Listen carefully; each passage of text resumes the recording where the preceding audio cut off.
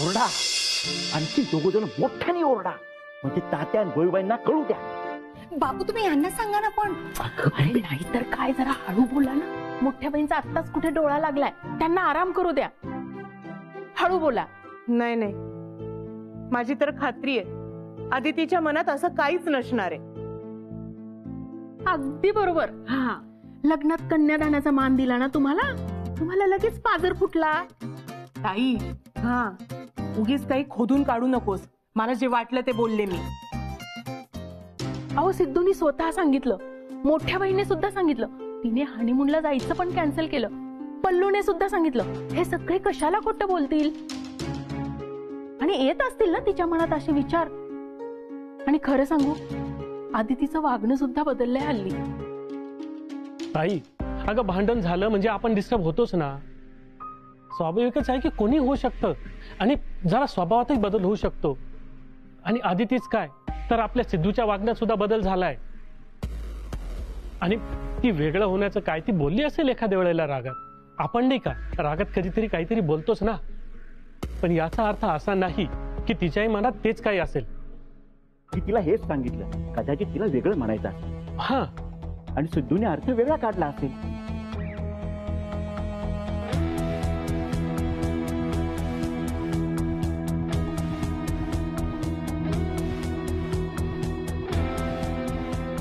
बरोबर बोलतेस ना. अदिती वहिनी अशी नाही वागणार. नक्की सिद्धूदादाच भांडला असणार. आणि याआधी सुद्धा युवराजच्या वेळेस आपण सगळ्यांनी अदिती वहिनीबद्दल गैरसमज करून घेतला, तिच्यावर अविश्वास दाखवला, आणि नंतर कळलंच ना की अदिती वहिनीची काही चूक नव्हती म्हणून.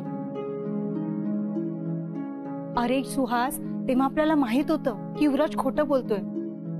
आता स्वतः सिद्धू सांगतोय, तो उगाच खोटं का बोलेल? नाही,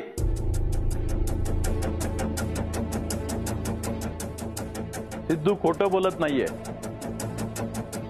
आता मी सुनबाईसाठी कॉफी घेऊन गेलो होतो, याच विषयावर बोलू म्हटलं, तर सिद्धू आणि सुनबाईचं भांडण सुरू होतं. तेव्हा ती म्हणत होती, आता नाही ऍडजस्ट करू शकत मी. कळतंय तुला? कंटाळा आलाय आता मला.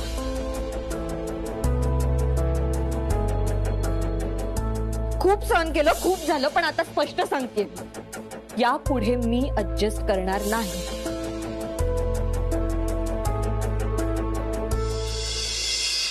मॉम, डॅड, तुमची खूप आठवण येईल. I will miss you. Oh my dear son, so sweet of you. मी हो, खरंच तुलाच म्हणाले बेटा. जा, या बॅगा तेवढ्या गाडीत ठेव ना. तुम्ही मला सन म्हणालात, बेटा म्हणून हाक मारलीत मॉम. निघताना का होईना तुम्ही मला मुलगा मानलं, बरं वाटलं. अहो गाडीत बॅगा काय, हे माझं काळीज सुद्धा मी नेऊन ठेवेल. थँक्यू सो मच बेटा. Welcome Maugham. Dad,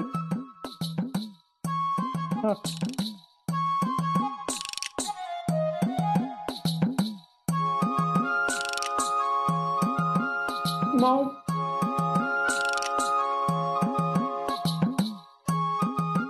idiot. तुला सांगते मिलिंद, आपण आता इथून जातोय ना, तर ह्याचं तोंड नाही बघावं लागणार. आणि मला याचं मॉम डॅड ऐकणं बंद होणार आहे. त्याच्यामुळे इतका आनंद होतोय ना की बस. चला मिलिंद सर, मुंबईला जाऊयात, आपला बिझनेस सांभाळूयात. नाही काय आहे ना, हे रिसॉर्ट बांधायचंय, हा वाडा ताब्यात घ्यायचाय. हे स्वप्न सोडा आता. सिद्धार्थ सोबत तुझंही खोटं कळलंय सगळ्यांना, त्यामुळे आता इथे थांबण्यात काहीच अर्थ नाही. महालक्ष्मी, आपण इथे आपल्याला गरज म्हणून आणि सगळं प्लॅन प्रमाणे चाललंय की नाही हे बघण्यासाठी थांबलोय. पण आता आदितीला आपली जास्त गरज आहे, कारण हा सिद्धार्थ आहे ना, आता त्याचं खरं करण्यासाठी काहीही करू शकतो. आणि अशी अक्कल नसलेली माणसं जरा जास्त डेंजर असतात. आणि हे सगळं असं असताना आपण इथून जायचं नाही. मला माझ्या आदितीची जास्त काळजी वाटू लागली आता. अरे पण आता तिनेच इथून आपल्याला निघायला सांगितलंय. चल.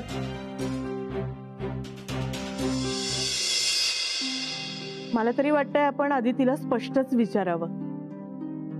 हे कशाला उगाच आडून आडून बोलत राहायचं. मला पण तेच वाटतंय. लगेच तिला दोष नको द्यायला. आणि तिलाही असं वाटतंय म्हणजे आपलंही काहीतरी चुकत असेल ना, ज्याचा त्रास तिला होत असेल. अहो मोकळं वातावरण आहे आपल्या घरातलं. तिला काय वाटतं ती आपल्याशी बोलू शकते ना. आपल्या समोर छान छान वागायचं आणि बेडरूम मध्ये गेल्यावर सिद्धू समोर वेगळंच बोलायचं. हे करायची काय गरज आहे तिला. हा गुलाब दादा निघाले मी. युवराज सर पोहोचलेत ना तिथे. ठीक आहे मी पोहोचतेच. हो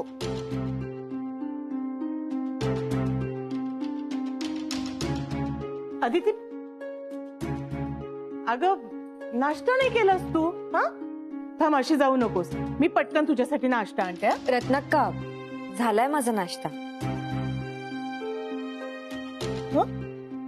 कधी. मगाशीच नाश्ता करूनच आवरायला गेले मी. तुम्ही कोणीच नव्हता. मी वाट बघितली पण मला ऑफिसला जायला उशीर झाला असता म्हणून मी नाश्ता करून घेतला. बरं मी निघते आता. उशीर होतोय. युवराज ऑलरेडी ऑफिसला पोहोचले. येते मी.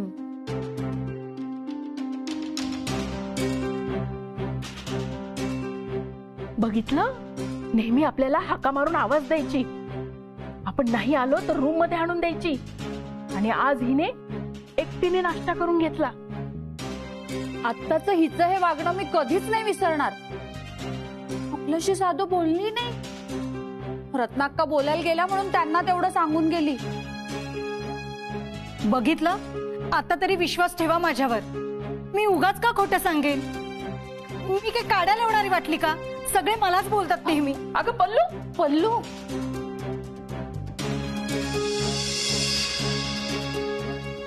अप्पा मला अजूनही वाटतं आपण आदितीशी थेट बोलायला हवंय. ठीक आहे घरी पोहोचल्यावर कळवा मला फोन करून. अदिती बेटा इतके दिवस आम्ही इथे थांबलो खरं तर ते केवळ फक्त तुझ्यासाठी आणि तुझ्या काळजीपोटी. बेबी तू इथे नीट सेटल झालीस ना. काही प्रॉब्लेम तर नाहीये ना तुला. ऍडजस्ट तर नाही ना करावं लागत. नाही नाही मी खूप खुश आहे इथे. उलट मी इथून कुठे गेले ना किंवा मला न सांगता घेऊन गेले, या घरापासून तोडलं तर खूप त्रास होईल मला. अदिती बेटा तू का चिडलीस हे मला माहिती आहे. पण त्या मागचा हेतू वाईट नव्हता. बिलकुल नाही. तू सुखी असावीस, हॅपी असावीस इतकंच. माझा आनंद कशात आहे हे सुद्धा माहित नाहीये तुम्हाला. तुम्हालाच काय सिडला सुद्धा कळलं नाही. जाऊ दे. तुम्ही पोहोचल्यावर कळवा मला. निघते मी.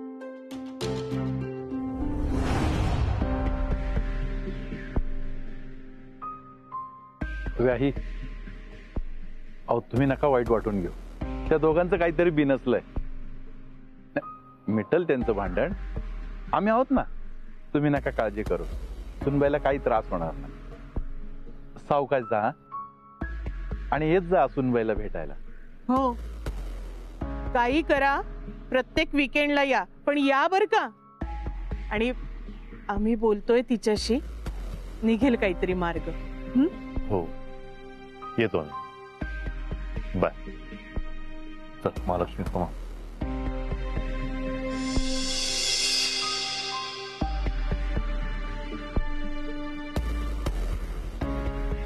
अप्पा हे साधं प्रकरण वाटत नाहीये. आदिती इतकी तुटक वागेल तेही सगळ्यांशी. काहीतरी मोठा प्रॉब्लेम आहे. उद्या जर खरंच यांनी वेगळा संसार थाटायचा ठरवला तर. अरे नाही नाही असं काही होणार नाही. आणि आपण बोलतोय ना तिच्याशी. हो हो चल मी गाडी काढतो. चल.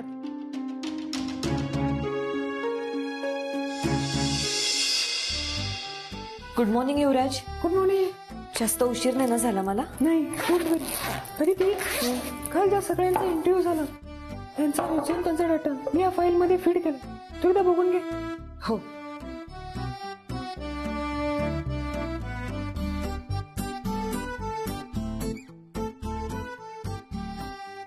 आत येऊ का? सॉरी अहो मॅडम, एक सांगायचं होतं. सांगू का? बोला. काल तुम्ही सांगितलं तसं मी कॉल केला. घरी सगळं अगदी खरं खरं सांगितलं. घरी गेलो तर आईने कुशीत घेतलं. किती दिवसांनी डोक्यावरनं कोणाचा तरी हात फिरला प्रेमाने. खूप रडलो का, पण बरं वाटलं. Thank you madam. त्यांना खरं सांगायची हिंमत झाली नसती, पण काल खरं सांगितल्यावर कळलं आपली माणसं कधी आपल्याला एकटं सोडत नाही, आपल्या सोबत असतात. अगदी बरोबर बोललात तुम्ही.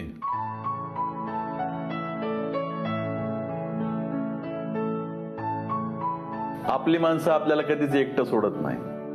अप्पा, रत्नाक्का, तुम्ही इथे या ना, बसा ना. अप्पा बसा.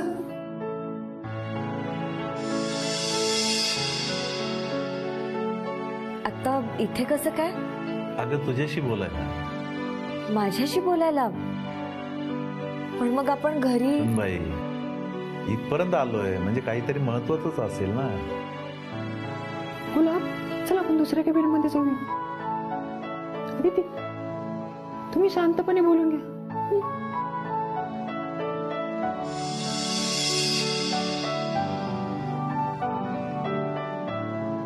काय झालंय?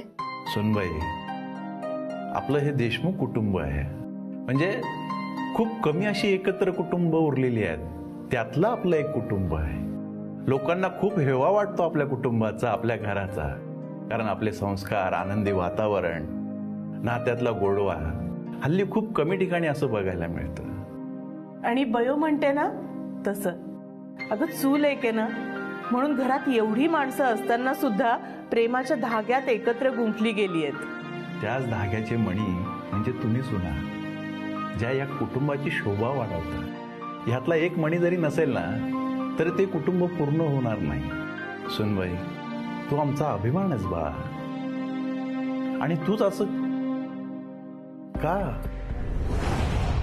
या घराने, या कुटुंबाने घरी आलेल्या प्रत्येकाला प्रेम दिलंय, आपलंसं केलंय. तुला ही घरात आपलेपणा जाणवलाच ना.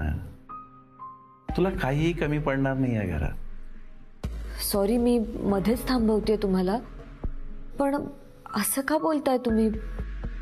म्हणजे मला माहिती आहे ना, कळतंय ना, तरी पण काय म्हणजे? स्पष्टच बोलते. मला तू लग्नात कन्यादानाचा मान दिला होतास ना, मग आता माझा हक्क आहे तुला खडसावून जाब विचारायचा. काय नक्की काय झालंय? आदिती, घरामध्ये सिद्धूचा फोन. हा, काय रे? रत्नाक्का, तुम्ही आदितीशी बोलायला ऑफिसमध्ये गेलायत का? हो. अरे मी तुम्हाला सांगितलं होतं ना की कोणी आदितीशी बोलायला जाणार नाही म्हणून. मग का गेलात तुम्ही बोलायला? अरे सिद्धू, का नवरा बायकोच्या मध्ये येताय तुम्ही?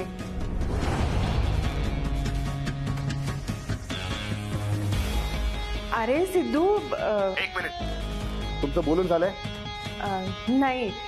नाही अजून, पण मग कृपा करा आणि काही बोलू नका.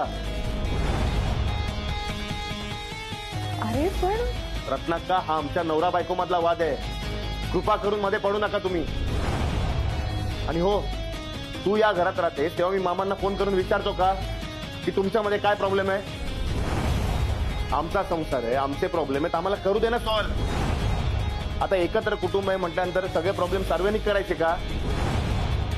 घरात काही घडलं तर सगळ्यांनी जबाबदारी घ्यायचीच का?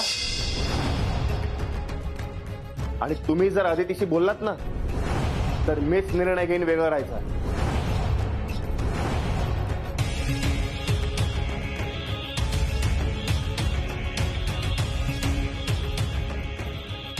सिद्धू, अरे. आणि प्रत्येक वेळेला नाक कुत्त्याची सवय सोडून द्या आता. नाही, मी तर म्हणतो बोलाच तुम्ही. बोला आदितीशी बोला. मग बघा मी कसा घर सोडून जातो.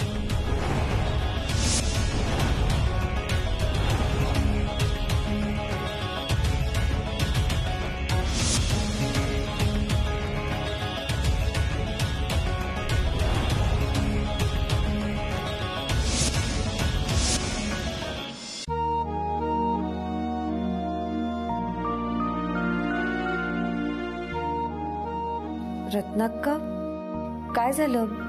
काय म्हणाला सेठ? नाही हप्पा चल निघूया. अगं पण बोलायचं होतं ना. चल म्हणतेय ना अप्पा, चल.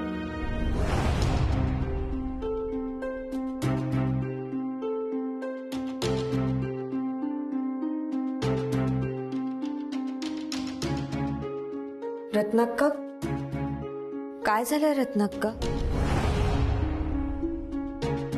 तुम्ही बोलायला आला होता ना? हो, आता नाही बोलणार. अप्पा चल.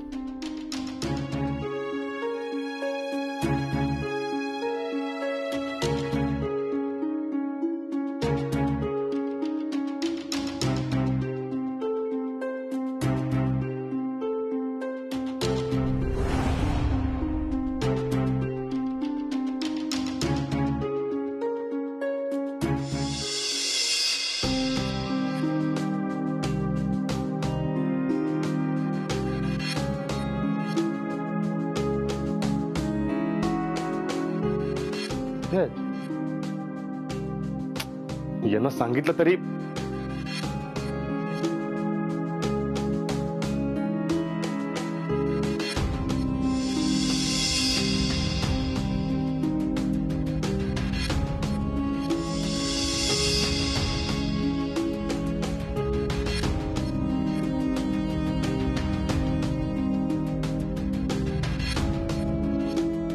हे सका घरातले सगळे कुठे आहेत? सिद्धू भाऊ लाकडं आणायला गेलतो. काय झालं? लिस्ट रागात दिसताय. रागाच्या भरात माझ्या सिस्टरला काय बोलू नका. हे सका सिस्टर सिस्टर करून मला जाब विचारायचा नाही. मला जास्त काळजी आहे तिची. जेवढं विचारतोय तेवढं सांगायचं. कुठे आहेत सगळे? ताई आणि बापूच्या रूम मध्ये. मॉम डॅड गेलेत मुंबईला. सिस्टरला काहीच त्रास झाला नाही पाहिजे म्हणून मी काळजीने सिद्धू भाऊला बोललो, माझ्या सिस्टरला काही बोलू नका. तर सिद्धू भाऊ माझ्यावरच रागवलेत. माझं काही चुकलंय का? सिद्धू नाही म्हणाला तरीही गेले. पण आदितीशी तर बोलावं लागणारच. पण ह्या रत्नाक्का का सगळं करतात? का स्वतःच ठरवतात? आपण पण जाऊया. नको नको, सिद्धू नाही म्हणाले. आधीच यांनी जाऊन चूक केली, आता आपण नको. मी काय म्हणतो, आदितीशी बोलणं गरजेचं आहे. आपण फोन करून विचारूया. अरे थांबा, आप्पा आणि अक्का गेले ना तिच्याशी बोलायला. आपल्याला कळेल. दुसरी चर्चा करण्यात काय अर्थ आहे? सिद्धू सिद्धू काय झालं? काय झालं? काय मी सांगितलं होतं ना मी बघतो म्हणून. आणि या विषयावर आदितीशी कोणी बोलणार नाही हे पण सांगितलं होतं. तरी रत्नाक्का आणि आप्पा का गेले बोलायला? पुन्हा एकदा सांगतो, नवरा बायको मध्ये यायची काही गरज नाहीये. आमचे प्रॉब्लेम आम्ही सॉल्व्ह करू शकतो. एकत्र कुटुंब असलं तरी प्रत्येकाचं एक वेगळं कुटुंब आहे ना. आहे ना घरात प्रत्येकाची वेगळी खोली, आहे ना प्रत्येकाची स्पेस. आणि पल्लू की मी मूर्ख आहे का तुला सांगायला? कशाला सांगितलंस? बघितलंस ना काय होतंय आता. प्रॉब्लेम सॉल्व्ह करायचा सोडून अजून वाढतोय. काळजी करून अजून टेन्शन देतायत मला. मी पुन्हा एकदा तुम्हा सगळ्यांना शेवटचं सांगतो, आदितीशी या विषयावर कोणी काही बोलणार नाहीये. एकत्र कुटुंब असलं म्हणजे सगळं एकत्र केलं पाहिजे असं काही नाहीये. मी घेईन सांभाळून सगळं.